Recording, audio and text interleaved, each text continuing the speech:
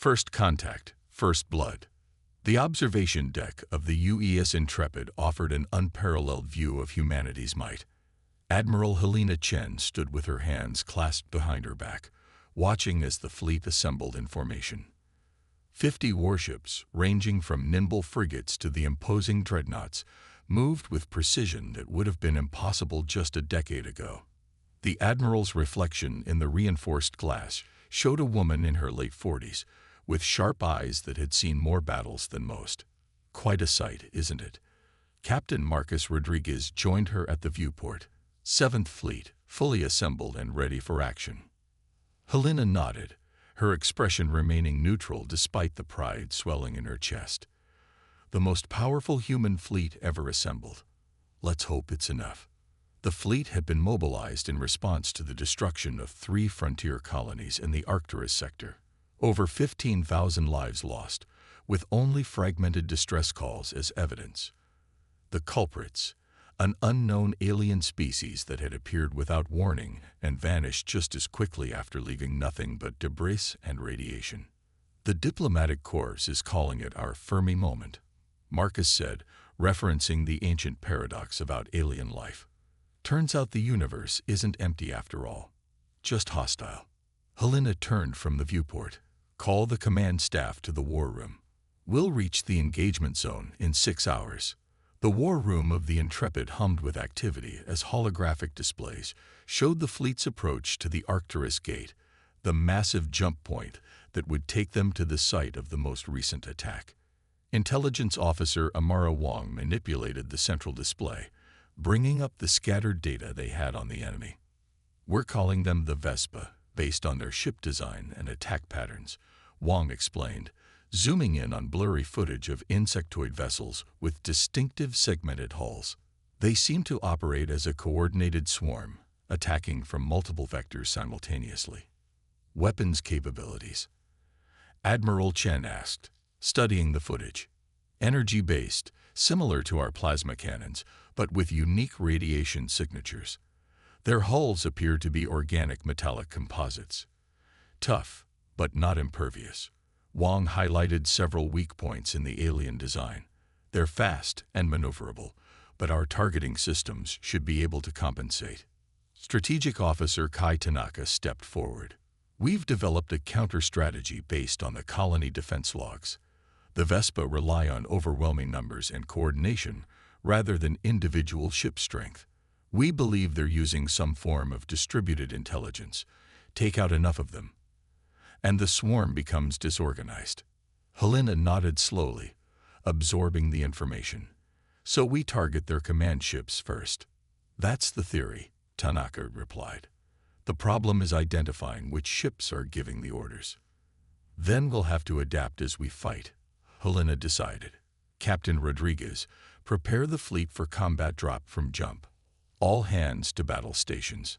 As the meeting adjourned, Helena remained behind, studying the alien vessels. Humanity had been expanding through the stars for nearly a century, establishing colonies on dozens of worlds.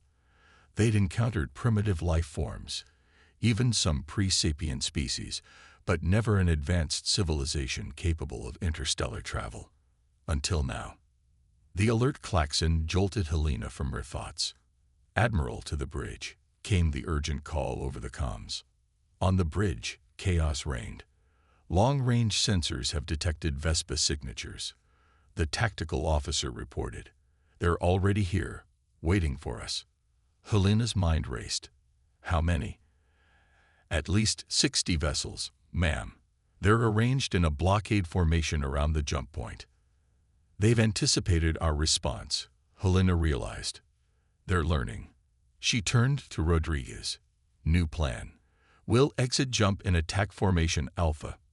No warning, no attempts at communication. The moment we arrive, we open fire. Rodriguez hesitated.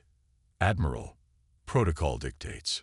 Protocol is for first contact scenarios, Captain. They've already made their intentions clear at our colonies. Her voice hardened. They started this war.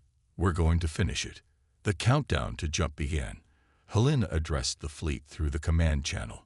7th Fleet, This is Admiral Chen.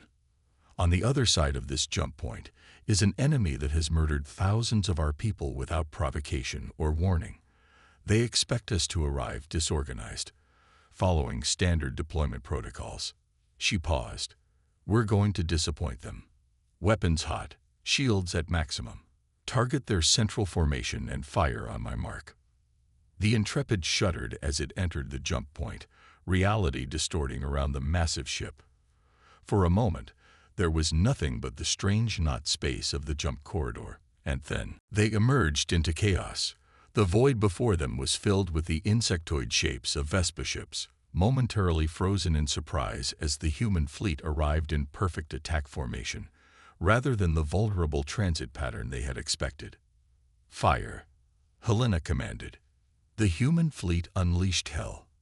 Railguns accelerated tungsten rounds to relativistic speeds, tearing through the organic metallic hulls of the nearest Vespa vessels. Missile salvos blossomed into deadly flowers, their warheads seeking the heat signatures of enemy engines. Plasma beams lanced out, precise and devastating. The Vespa recovered quickly, their ships breaking formation and swarming toward the human vessels. They moved with unnatural coordination, each ship seeming to know exactly where the others would be. They're targeting our frigates, Tactical reported, attempting to divide our formation. Hold the line, Helena ordered. Focus fire on these coordinates. She indicated a cluster of larger Vespa ships hanging back from the main assault. I want those command vessels disabled. The battle raged across the void. Human technology, built on centuries of warfare theory and decades of space combat simulations, proved devastatingly effective against the alien threat.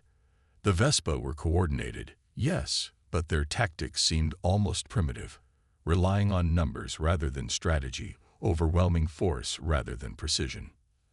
As the first of the larger Vespa ships exploded under concentrated fire, something strange happened. A portion of the swarm seemed to falter, their movements becoming erratic. There, Helena pointed. That confirms Tanaka's theory. Target the remaining command vessels. The tide turned rapidly. With each command ship destroyed, more of the Vespa fleet fell into disarray. Some ships began firing on their own allies, others tried to flee, while some simply drifted, as if awaiting instructions that would never come. Their networked intelligences, Wang realized, watching the data flow across her console. Take out the nodes, and the network fails. In less than 30 minutes, it was over. The space around the jump point was littered with the broken husks of Vespa vessels. Only a handful had managed to escape. Admiral Chen surveyed the battlefield, her expression somber despite the victory. Damage report. 3 frigates heavily damaged, 1 destroyer lost, Rodriguez reported. Casualty reports still coming in, but initial estimates are under 200. 200 lives against thousands of aliens. A decisive victory by any measure, but Helena took no joy in it. This was only the beginning. Prepare recovery teams, she ordered. I want every piece of alien technology we can salvage. And track those escape vectors. Where they're going, there will be more. As the adrenaline of battle faded, Helena faced the viewport once more, watching as recovery shuttles moved among the debris. Humanity had just fought its first interstellar war and won decisively. But the questions remained. Who were these Vespa? Why had they attacked? And how would they respond to this defeat? Admiral, Wang approached, holding a datapad. We've managed to capture some of their communications during the battle. It's mostly incomprehensible, but there's one phrase our linguists have tentatively translated. What is it? Helena asked. Wang looked troubled. The nest protects. Helena's eyes narrowed as she looked out at the stars. Then we've only encountered the Guardians. Find me the nest, Commander Wang. That's where this war will end. The heart of the swarm. The captured Vespa ship hung in the secure docking bay of the UES Intrepid, its organic metallic hull glistening under the harsh lights. Chief Engineer Omar Hassan led the examination team, his movements cautious as they cut through the alien material. Fascinating construction, he muttered, scanning the interior structures. It's almost like the ship grew rather than was built. Admiral Helena Chen watched from behind a safety barrier, her arms folded across her chest. 3 days had passed since their unexpected victory over the Vespa blockade. 3 days of studying the enemy, preparing for what would inevitably come next. "Any insights on their propulsion system?" she asked. Hassan nodded, pointing to what appeared to be a pulsating organ-like structure. "It's unlike anything we've developed. They're using some form of gravitational manipulation, creating waves in space-time rather than pushing against it. Efficient, powerful, and," he hesitated, "almost elegant. And yet we destroyed them in minutes," Helena observed. "That's what troubles me," Hassan admitted. "Their technology is advanced, possibly more so than ours in some areas. But their combat tactics were primitive." He looked up at her. "It doesn't add up." Intelligence Officer Wong joined them, her expression grim. "That's because we didn't fight their warriors," she said, handing Helena a datapad. "Analysis of their communication patterns suggests these were worker drones, not soldiers. Essentially, we fought their farmers and miners." Helena felt a chill run down her spine. If these were their workers, what are their actual warships like? Wang's answer was interrupted by an urgent communication. "Admiral to the bridge, priority Alpha." On the bridge, Strategic Officer Tanaka was waiting, his usually calm demeanor visibly shaken. "Long-range probes have detected a massive Vespa fleet assembling at these coordinates." He brought up a stellar map showing a point deep in uncharted space. "Based on the movements of the ships that escaped our engagement, we believe this is their staging area." The holographic display showed hundreds of ships, far larger and more intimidating than those they had faced, gathering around what appeared to be a massive structure. "Is that their homeworld?" Helena asked, studying the structure. "No," Tanaka replied. "Based on its energy signature and movement, we believe it's a mobile command center, a mothership of sorts, approximately 20 kilometers in diameter." Captain Rodriguez whistled softly. "That's nearly the size of Luna City." Helena's mind raced with the implications. How long until they mobilize? "At their current rate of assembly, 48 hours, Tanaka answered. "And Admiral, our projections indicate that once fully gathered, they could launch simultaneous attacks on at least 5 major colony systems. We don't have enough ships to defend them all." The weight of command settled heavily on Helena's shoulders. 50 ships against hundreds, with billions of lives at stake. The logical move would be to retreat, to call for reinforcements from Earth, to establish defensive perimeters around the most populous colonies. But that would mean sacrificing the frontier settlements, accepting potentially millions of casualties. "We're not waiting for them to attack," she decided, her voice calm despite the turmoil in her thoughts. "We're taking the fight to them. Now, while they're still gathering." The declaration was met with stunned silence. Finally, Rodriguez spoke. "Admiral, with all due respect, that's suicide. They outnumber us at least 6-1, even now." "Numbers aren't everything, Captain," Helena countered. "We've confirmed they operate on a hive mentality. Their strength comes from coordination, not individual power." She pointed to the mothership at the center of the Vespa fleet. "Cut off the head, and the body dies." The command staff gathered around the tactical display as Helena outlined her plan. It was audacious, perhaps even reckless, but it was their best chance. "We'll make a targeted jump directly into their formation," she explained. "Maximum disruption. All firepower concentrated on the mothership from the first moment. Meanwhile, our corvettes will deploy EMP warheads throughout their fleet, disrupting their communication network."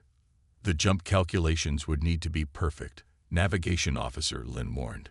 "One miscalculation, and we could materialize inside another ship." Helena nodded.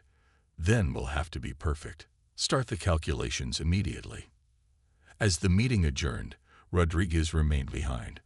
"The crew should know what we're facing," he said quietly. "They deserve the truth."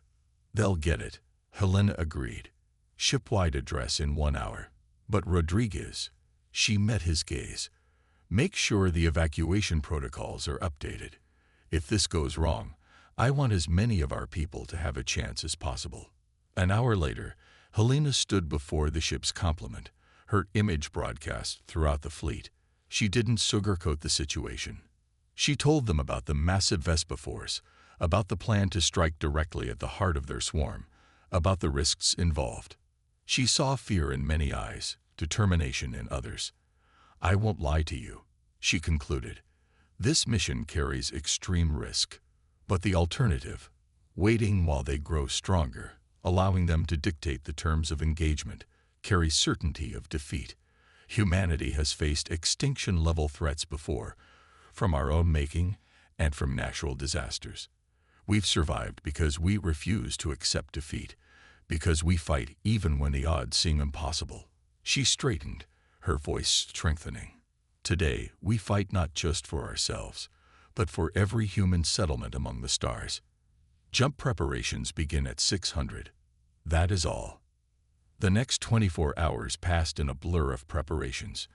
Engineers modified the jump drives to handle the precise calculations needed. Weapons officers maximized every system, pulling power from non-essential functions to boost offensive capabilities. Medical bays prepared for mass casualties. Standing on the bridge as the final countdown began, Helena felt a strange calm.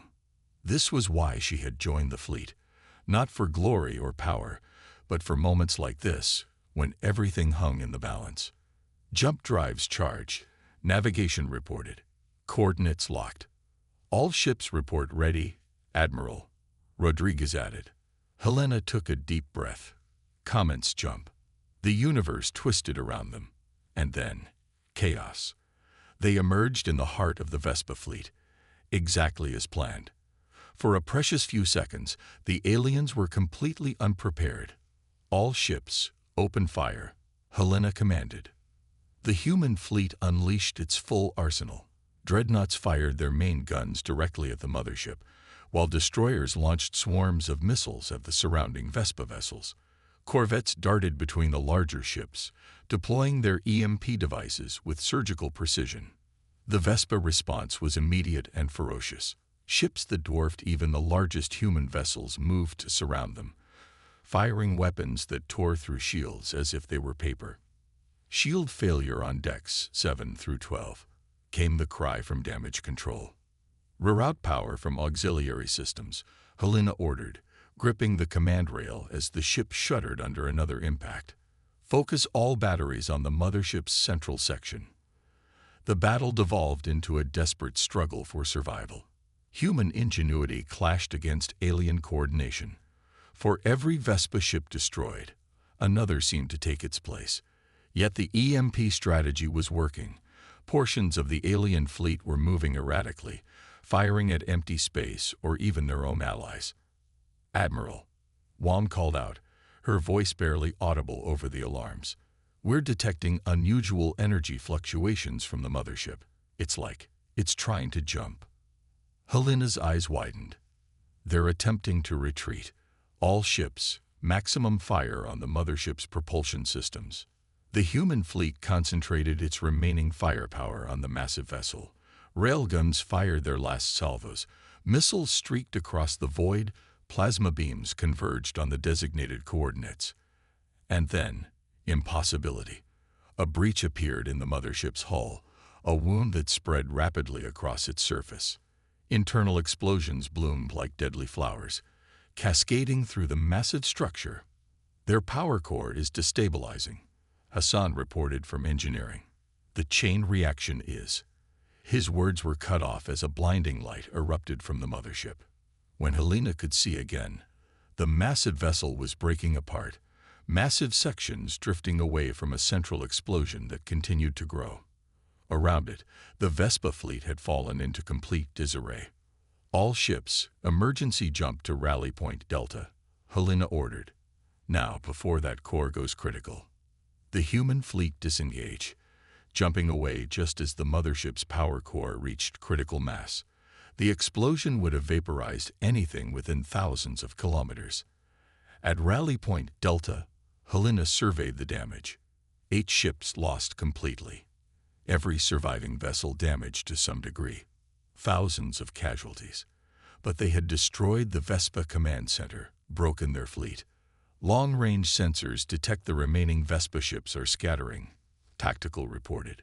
No signs of coordinated movement. They're fleeing. A cheer went up across the bridge, quickly subdued as the reality of their losses set in. Helena allowed herself a small smile, but her thoughts were already moving forward. Send word to Earth Command. She instructed communications. The immediate threat has been neutralized, but we need to establish monitoring stations throughout this sector and recovery teams for the alien technology. We need to understand them better before they return. You think they will? Rodriguez asked quietly. Helena nodded, her expression solemn. This was just one nest, Captain. One mothership. A species doesn't evolve interstellar travel capabilities without spreading far and wide.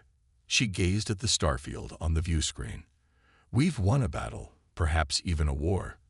But the galaxy just became a much more dangerous place. Later, alone in her quarters, Helena reviewed the preliminary analysis of the Vespa communication signals captured during the battle. Most remained indecipherable, but one clear message had been translated, sent from the mothership in its final moments. The Queen retreats. The new threat is marked. The swarm endures. Helena closed the report and looked out at the stars. Humanity had survived its first contact with an advanced alien civilization. Barely. They would need to be better prepared next time. Because there would be a next time. The universe, it seemed, was full of life, and not all of it was friendly.